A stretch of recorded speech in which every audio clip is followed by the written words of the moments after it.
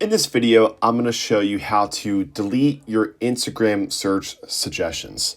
So it's real easy to do. It's a new feature that came out with a new update for Instagram. So let's go ahead and do that.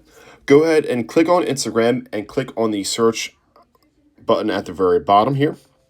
And then from here, go ahead and hit the search bar at the top.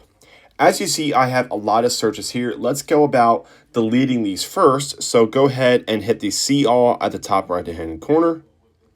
And we're just going to go ahead and hit clear all. Go ahead and hit and clear all. So what that's going to do is it's going to get rid of your search history. But if we back out, it will actually still suggest videos based on things that you've watched, people you follow. So what we can do is go ahead and reset that to a factory default. So to do that, go to your profile at the bottom right-hand corner. Go to the three lines at the top right corner.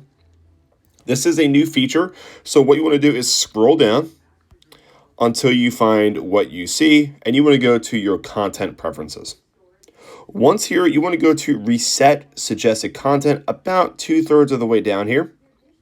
And basically what this is going to do is it's going to restart and have Instagram suggest reels and other content based on other types of factors. This cannot be undone, so just keep that in mind, and it's going to give you just generic searches. So go ahead and hit next, and we're going to go ahead and hit reset suggested content.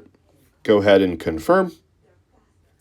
And after a couple seconds, that's it. So if we were to go back to the search bar at the bottom part of the page, now it's showing us more of generic posts and content just based on Instagram's algorithm. But that's it. It's super simple and super easy to reset or delete those search suggestions on